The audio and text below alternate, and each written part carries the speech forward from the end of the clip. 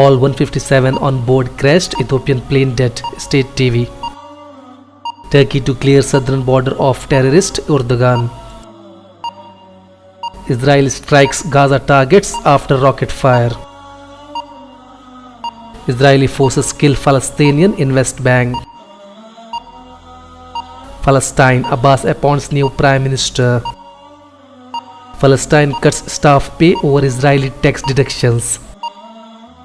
Regime forces hit civil defense center in Syria's Idlib. France-based NGO demands release of jailed Syrian women. Nigeria, 50 Boko Haram militants killed. Myanmar, Rakhine ethnic rebels kill 9 police. Pakistan and Iran agree on closure anti-terror cooperation. India to hold poll in 7 phases starting from April 11.